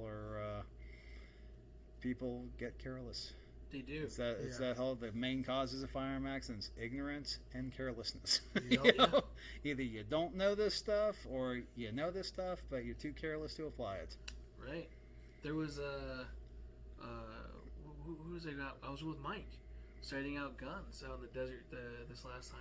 Okay. And I heard from the Right. people, the neighbors. yeah, yeah. So they just rolled up on us, and we're out in the middle of the desert, and it's during the week. So figured, hey, we should be okay, not having to get tangled up in the power cord like that. I am. And so, being sorry, buddy, I wake you up. I know he's a cutie. We're sitting out there, we're firing, and with the Air Pro on, we hear a car coming up. It's a little closer, and it's an old beat up BMW, and it kind of does a little U-turn around us. Okay, what are they doing? What's going on? And so they get out of their car, and they're like, "Yeah, let's go. Get ready to shoot." Like, we're down range with targets. No, this isn't going to happen. So we kind of hurry up, and they're not shooting yet. No. Yet. So, pretty much wasn't living up to the rule of making sure there was a firing line, people downrange, people not downrange. I've been on the desert so many times where I've seen people, their buddies are setting up targets, and they're shooting the shit next to them. Like, they just set up this target, they're not even 5 feet away, and all of a sudden they're getting shots at it. And what are you doing? Can we leave so I don't witness a murder? Right. I do not want to be here. This is when we need to go. That's how it is sometimes. And even public ranges. Because this is the desert. This is like all, no holds barred out there, which you're supposed to... Common sense is supposed to be a thing. What? You're giving a lot of credit to a lot of people. Right. Well, I haven't been to Sloan since 2013, so Right. let's put it that way. I'm never going back there. Yeah. Unlike you, like living in a war zone. So, Oh man. they had to move the yardage away from the freeway because of that one Really? kid. Oh yeah, I remember that. Yeah. Yeah. Kid got shot driving. They were driving north, I think it was, on the 15, and shot went right through a window, killed a kid. Oh my god. And it was accidental, obviously, because it's not like a movie or whatever, but you don't want to see that. No. But they had to move everything back. They had changed the laws as far as how far you can shoot from a roadway area. Why are you shooting towards the roadway? Exactly. There's cars going over there. I won't hit them. No. Yeah, don't chance it anyway. No, you're targeting what's beyond. Right. Always. So, yeah, unfortunately we get a lot of that out here. And even in ranges, in some cases, people want to argue. Indoor ranges. Why can't I use Arc? this ammo? Wait, what do you mean arc? I mean, arc. You said arc you? Argue. Argue. Oh, I thought you said argue. I'm like, they literally do the wanted thing. I Oh, was like, God. Yes. They probably do at Clark County. I've heard Mike say that they did that at C2, but Yeah. I was hoping not here. Oh, my bad for the name drop. That was not supposed to happen. Yeah, it's okay. Okay. It happened at indoor range somewhere. Yeah. So, but yeah, so we'll have that out here too. Even indoor ranges, they don't allow certain type of ammo because of ricochets, Oh yeah. over penetration, which it's only 9mm because it takes out your lung, and so, or even like tracer rounds because could light the gunpowder on fire in the media. Yeah, the backstop media. Right, Oh, or yeah. shotgun because you just shot the target holder and you didn't try because you decided to put your shotgun target at 30 yards for no reason. And Yeah, let's give this a try. Let's see what this does. yeah, the spread's real down there. Yeah. Yeah, I don't know. I've been spending a lot more time in indoor ranges lately, but I've always preferred the outdoor ranges. Yeah. It's just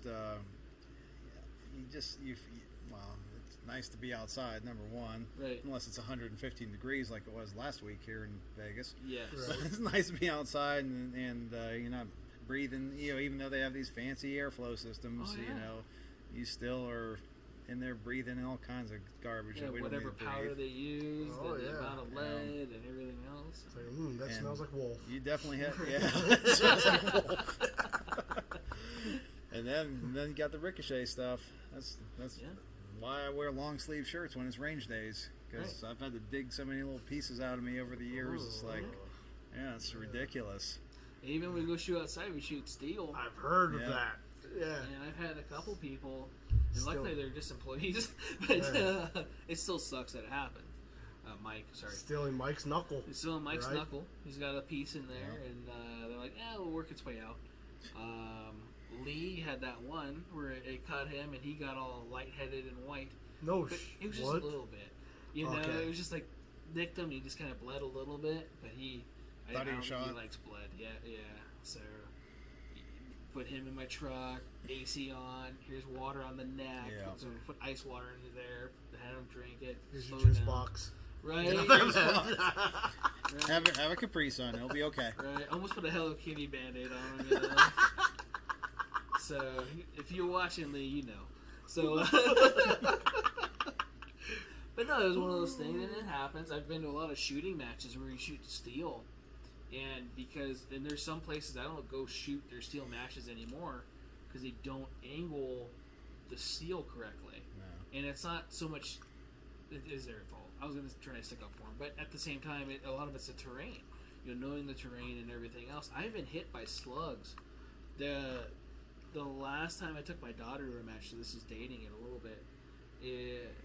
I got hit with something so hard it spun me around on my shoulder blade, to where I was like, okay, check for a hole. Yeah. Because that fucking hurt, and it just like punched me. You know, nobody else was around me or anything else. And then there was another one with my kidney. Tagged me around the kidney, which was eye level with my daughter, who I put safety glasses and everything on. But at the same time, that's still going to suck for her. And it hit me hard. Yeah. Besides little fragmentations that you can get full slugs hit at you. I've been hit by my own round on the steel. So when you're in the platform, you said that wasn't angled correctly. It's not angled correctly. All of a sudden, boom! It hits you right in the hand. Yeah. And how? Yeah. You're like, what in the heck? Right. I don't want to keep shooting. Yeah, that's like one of the reasons I'm not the biggest proponent for steel.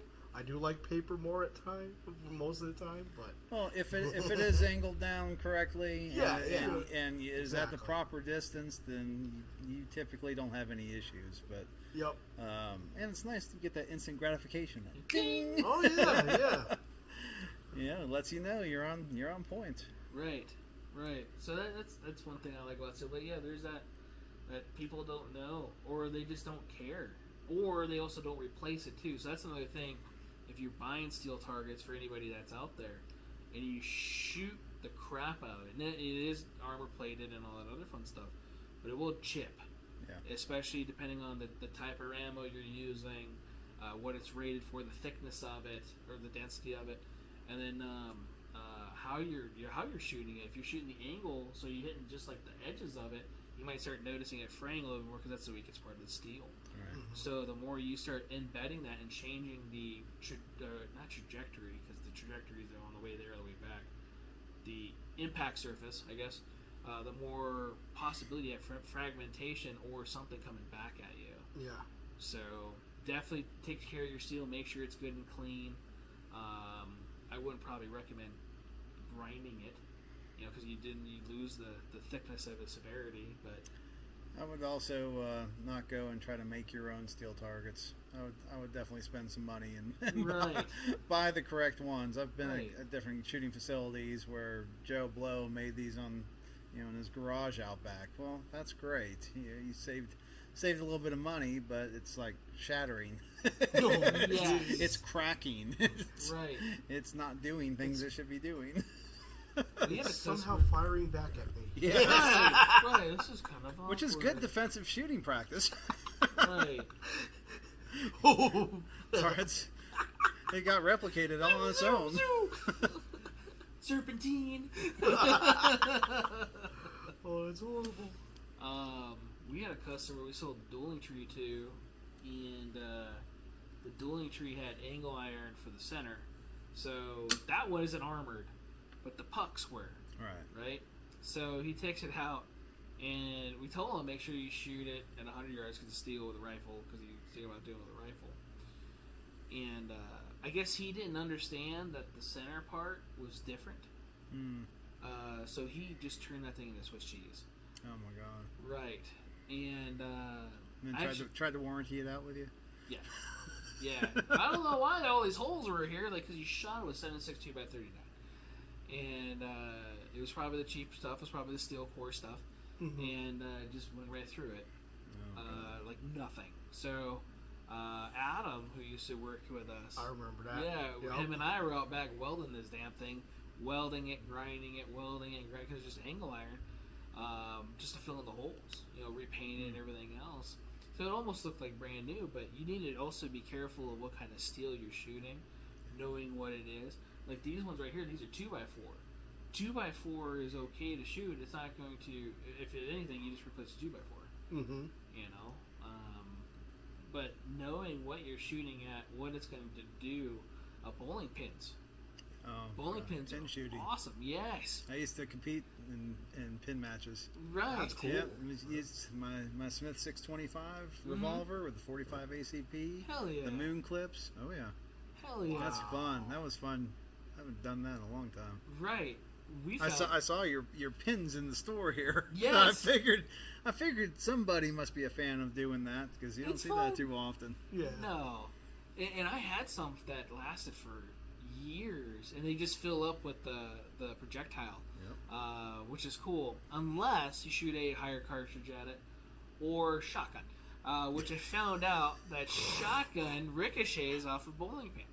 So if anybody needs to know, you don't have to search up on YouTube, or I guess you did if you had to watch this. But we found out one day at the desert, like, hey, let's shoot this thing with a shotgun. What the hell? Yeah. Right. So over and under, he just clicks, boom, and I'm down the way, and it feels like somebody's kicking rocks at us. And I had shorts on. So I'm getting all my shins, like, what the fuck is that? And like, who's kicking rocks? And all of a sudden, boom, hits it again, like, such a weird thing. Who is that? What's going on? There's no wind. So I'm not getting dusted. What's going on? And it finally didn't click until like the third or fourth shot. Because it was bouncing off of his truck too. Wait, Wow. what? Yeah. Oh. So it was ricocheting, hitting his truck. Everybody else is also like, what the hell are we getting hit with? And yeah. Birdshot. So a quick YouTube video later, we found out that bowling pins aren't good for birdshot. So if anybody needs to know, you put a bowling pin. I wonder what it does with birdshot. Don't. Just don't. Learn from me. Don't do it. Yeah. How about buck? Buck, I'm sure is fine. I'm not trying it. No, just checking. After the pellets of the birdshot, you had enough. That's Yeah. what I'm thinking too. Yeah. You're already a believer. We Right. need to convert you. But with that being said, too, what kind of birdshot was it? Was it a plastic shot? Was it lead shot? Was it what was bouncing off that plastic? But it also probably wasn't directed enough or had enough inertia to penetrate the plastic coating of the bowling pin. Yeah. So if anybody needs to know the science of that, Grantham did one with shotgun shells.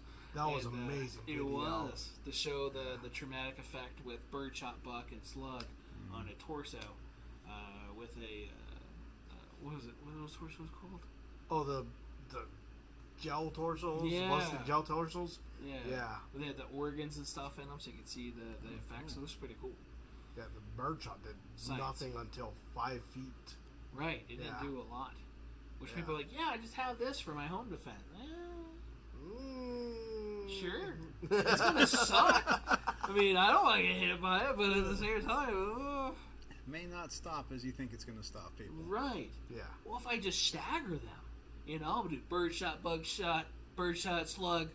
What do you do? Keep them on their fucking toes? Like, oh, that one kind of stung. Oh shit, that one actually went into something. Oh, that one stung again. Name the round that you're getting hit by. Here comes dragon breath. Oh God. Yeah, you can add that one into it too. Might as well. You already suffered enough. Go ahead and get the fire department on the way. We have those salt shot rounds too. You can always use. That's almost just as bad. Oh, it will definitely knock somebody down. Oh yeah. The force of it by itself would definitely knock you on your feet or off your feet. But depending on the level of carcinogens, I guess you could say, or whatever it is, or narcotics that might be in that person. Carcinogens is tobacco, isn't it? Yes. everything typically. bad, pretty Yeah, much. anything bad. But no, definitely when people are jacked up on drugs, Oh, dude. they're just unstoppable. Yeah. Had a buddy of mine who was a Tallahassee Police Department officer, and he had somebody who was sitting on the couch who'd been shot 14 times telling his story as to why he did what he did. And he was just starting to come down off of what he was on. And he's like, it was unbelievable. Just shot after shot. This person kept, aggressively coming towards, sprayed him. We shot him. We tased him. We did everything there was. So, it's another thing for us to consider out on the streets. We don't know what's pumping through somebody's veins, and we don't know how they're going to react. They're already squirrely enough as it is, and then something like, something goes haywire, and we find ourselves in that situation we hope we never do, and the rounds are hitting, but they're not stopping the way 14. Yeah, 14. That's a whole magazine almost. Yeah. Adrenaline's a pain. It was two people that engaged him. Oh wow! Wow. So different. And this was a huge fella. Wow. Yeah. So Fat's body armor. If anyone needed to know. Tactical girth. Tactical girth. Those kids want that six pack, but we'll take the tactical girth. Yeah. Hell yeah. Peg baby. That's funny. Yeah, I've heard of that before though too. A lot of people don't trust 9mm because they say that it doesn't have enough stopping power as the Lord's caliber 45. Yeah.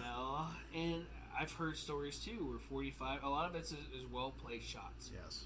And as long as you can make that hydraulic unit lose fluid, I don't want to say it in a non or an actual term. No, I get it.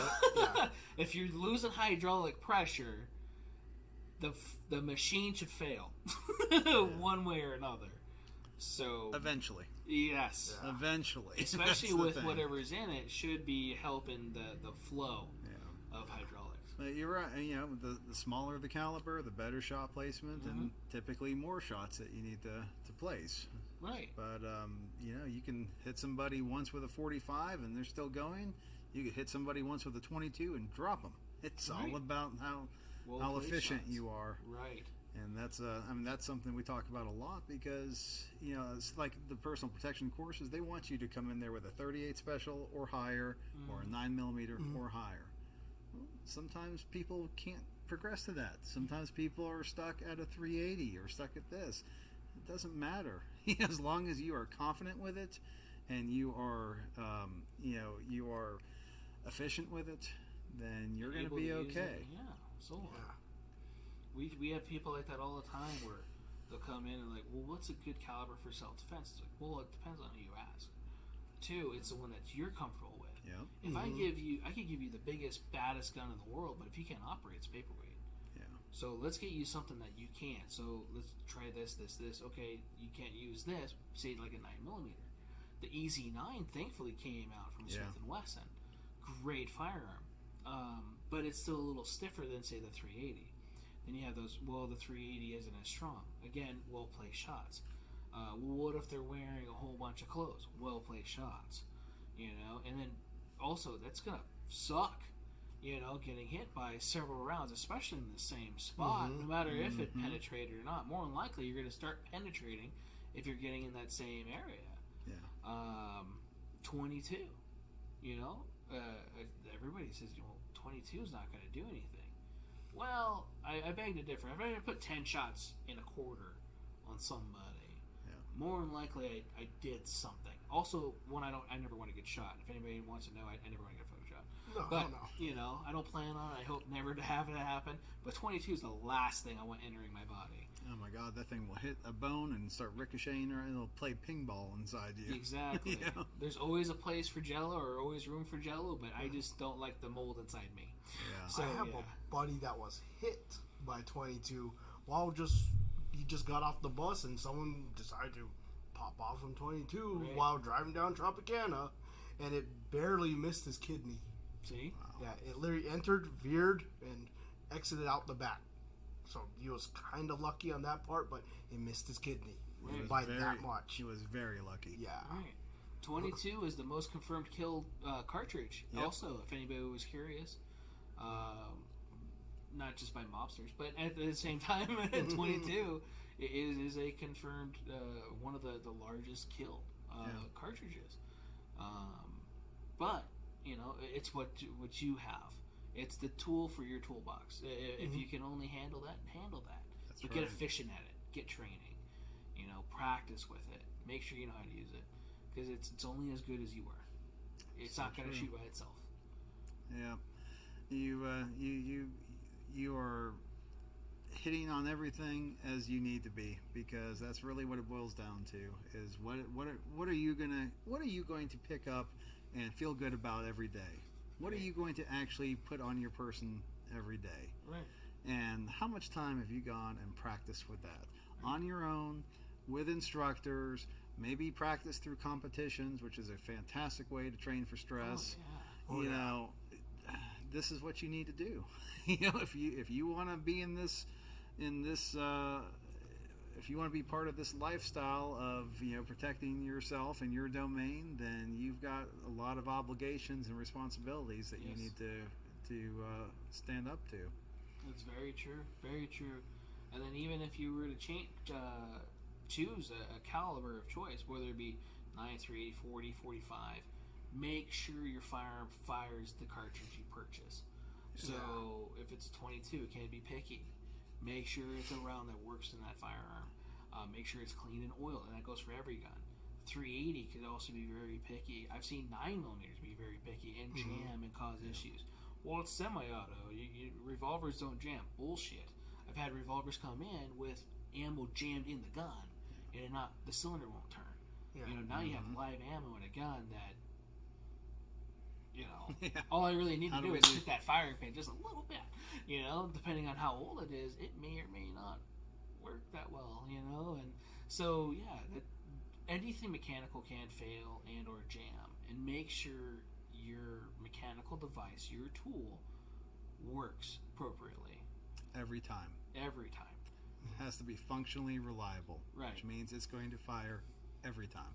Right. If you go out and you go, hey, this is that new cool set of hollow points that I've seen on Facebook or whatever, whatever. So, I'm gonna go try that. Make sure it works in your gun. Don't go spend the however many dollars it is because it looks cool.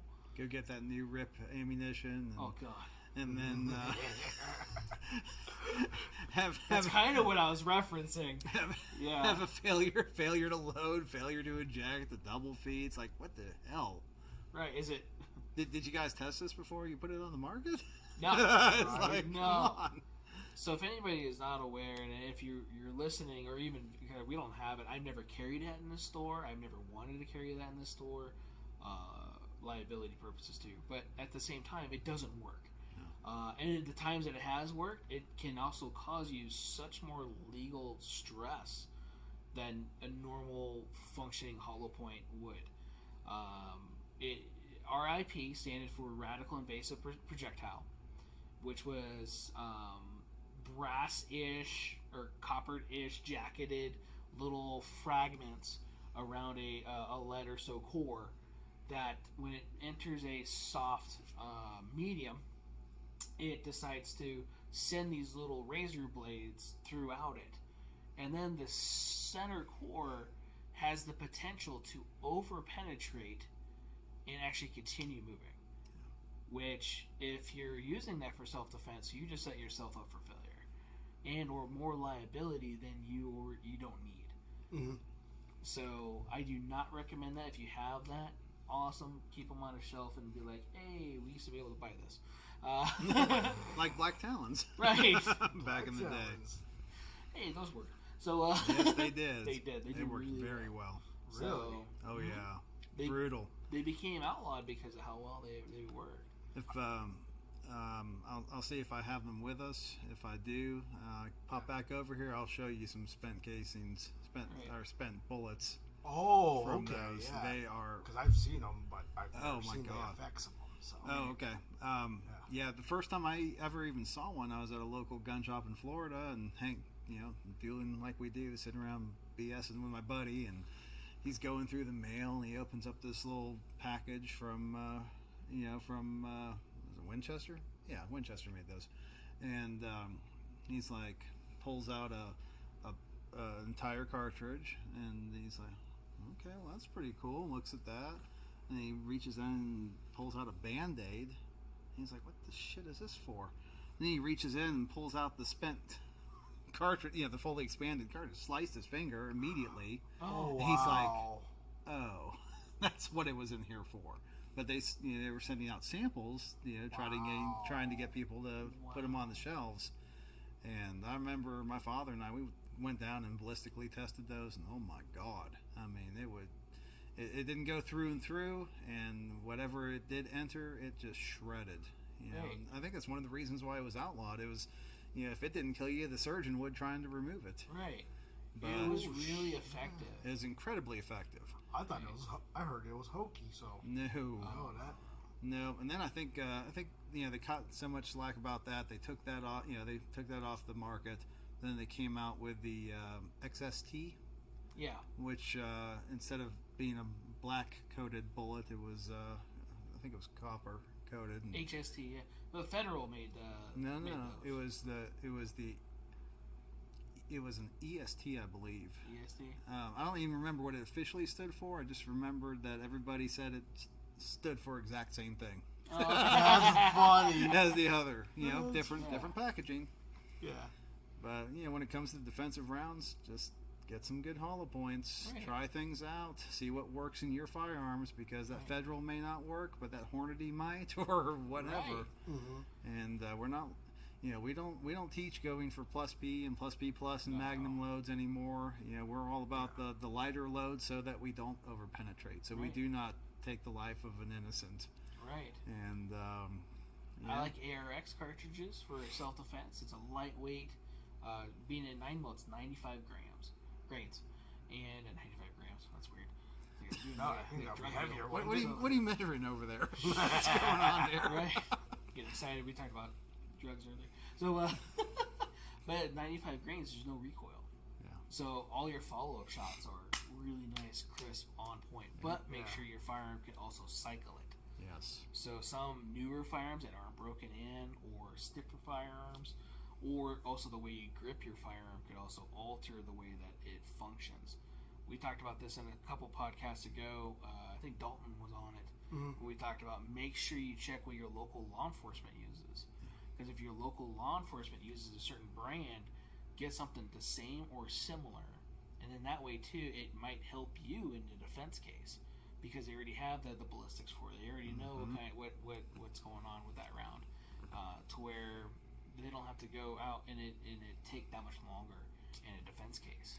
And hang on to the box and keep Right. a few rounds in there, because if and mark them. If you're somebody that carries a gun and multiple magazines, label this is mag 1, mag 2, etc. Because if you are involved in a shooting and there is some questions about the ammunition, you don't want it to be on you. You want it to fall back on the manufacturer. Right. There was an issue with this. Okay, well, here's the box it came from, and let's take this to blank. Right. They're the ones that manufactured this. I didn't reload this. No. And don't ever reload your own defensive rounds. What? The ones with the Allen heads look great. Don't ever do that. They look like God they're forbid gonna expand. you have to use that. You're going to be in a world of trouble, especially if you loaded it extra hot. Yeah. Yeah, I've seen those. And it looks like an Allen key, pretty much. You know what I'm talking about. I do. A little 6-headed.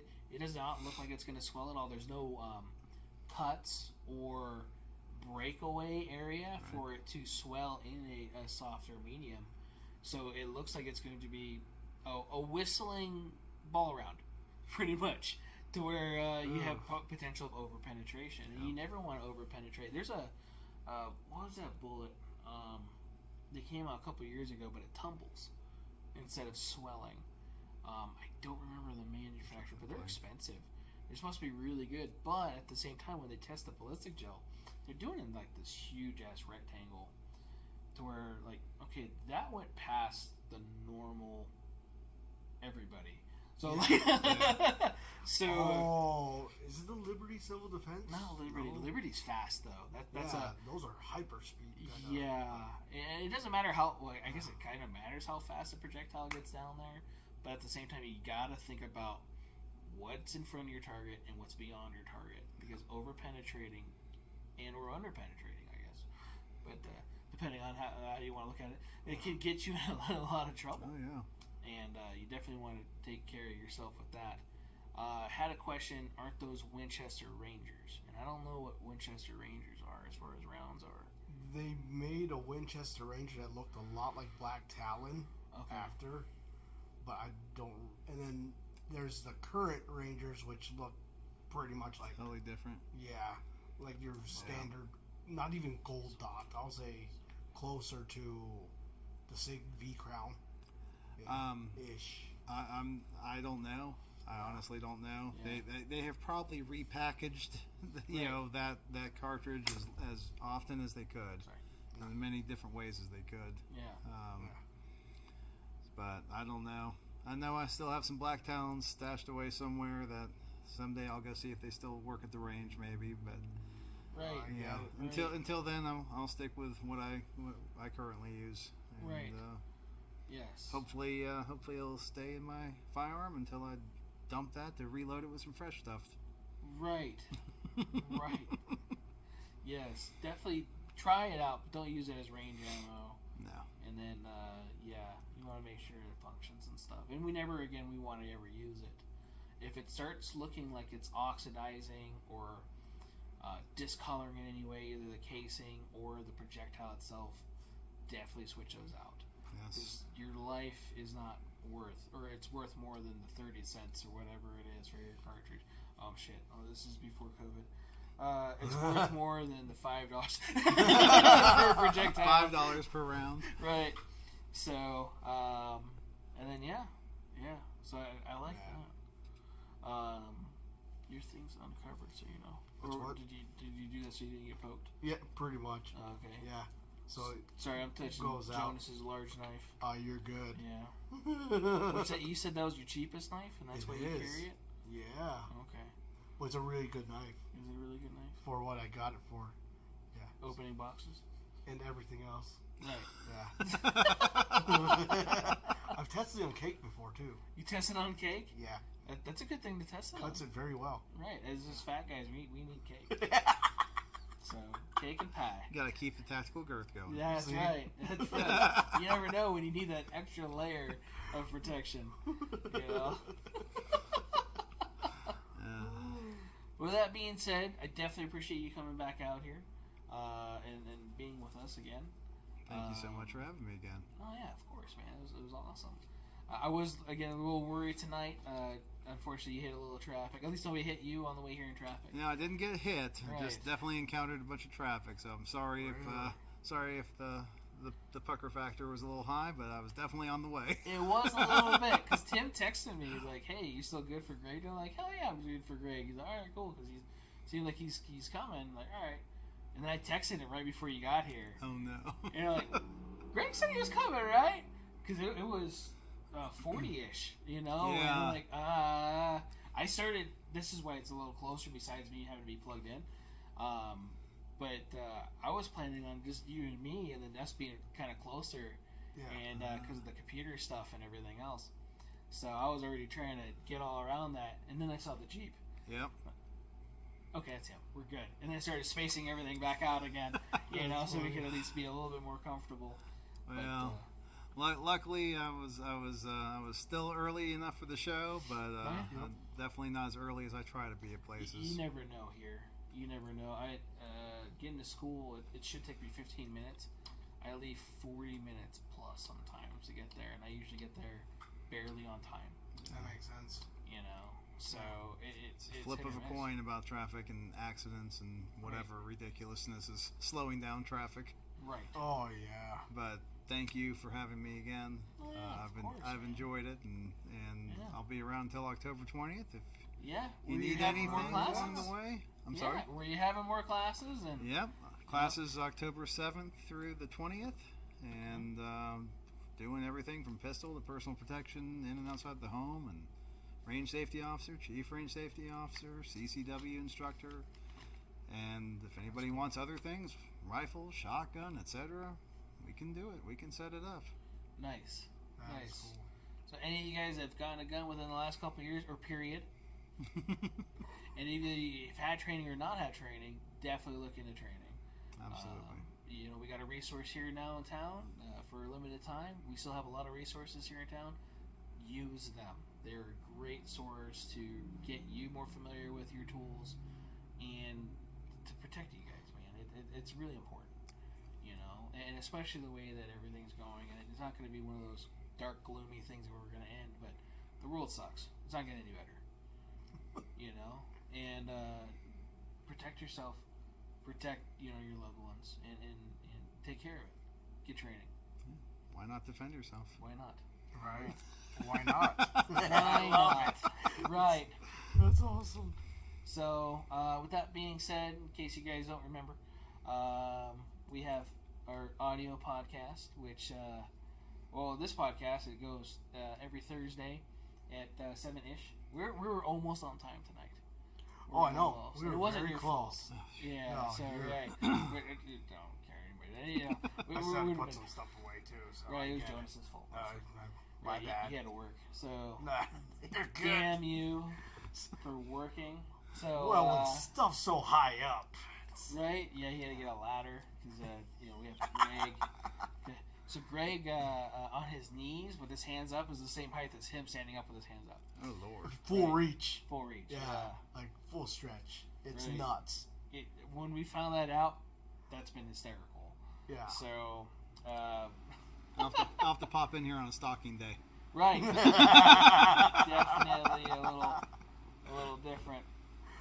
So, if you have not checked our podcast website, which has all of our links, where you can click those and see or hear on any type of media that you want to choose, whether it be Spotify or iTunes if you're communist.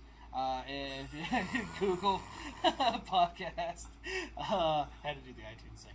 So I hear they added a new feature. Did you they? can use as a webcam now. Really, Yeah, on the on iTunes? iPod. Well, Really? iPhone. Yeah. iPhone. See, I don't think they make iPods anymore. You're right. Yeah. That's like 2 years ago, huh? Was the last one? Something like that. I don't remember. 2? Was That it? really more than recently? I think so. Yeah, I don't know. Uh, I don't know. Our links are being displayed if you guys ever wanted to figure out where to do any of that. Greg's information is also below in the description. It has not changed since last week. If anybody was curious and has not seen last week's episode or has listened to it, because I think I have to copy all the descriptions and stuff over.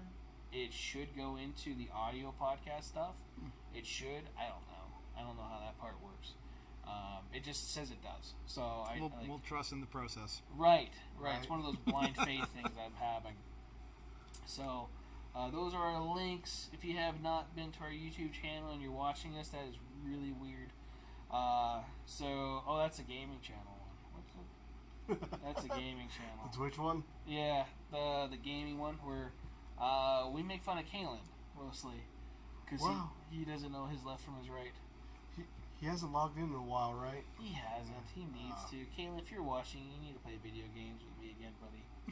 I don't even know when you game anymore. So. I don't know anymore either. Oh wait, you don't get. Sorry, buddy. It's okay. It's okay. At least you have a really strong PC to put game on. Right? Yeah. I gamed the other day. I think it was Monday, Tuesday. But I didn't stream anything. It was just a short time. Yeah. With Dalton. I get it. Yeah. And a guy from church. But That's cool. yeah. Your church plays video games on together. Right. That's cool. So definitely that it was definitely fun. So being both the military and stuff too, and one Army, one Marine. So It's slightly different content from what you hear in service. probably Okay, just check. probably don't want to throw that out there, but yeah. So but it's like that too. If I play with my students, I was like, hey, here's my gamer tag. If you guys want to ever go on and play, I'll play with you. Yeah. Just so you know, my verbiage is going to be a little different and my level of shit talking changes. So, yes. So you guys It's know. fair. But other than that, guys, thanks for tuning in. Next week, I don't have anybody lined up, so either we got somebody lined up or I got my thing for the gun storage we talked about. Yeah, we could do that. Or unless you want to wing it with one of our random buddies that comes in the shop regularly. Yeah, Frank. So, throwing him out there. Especially that one time he just hung out behind us. Dude, that was the best. It was. It was like random. Yeah, it was. Like, yeah, I'm just like a live audience. So it was pretty cool. He's like our Jay and Silent Bob, but one person.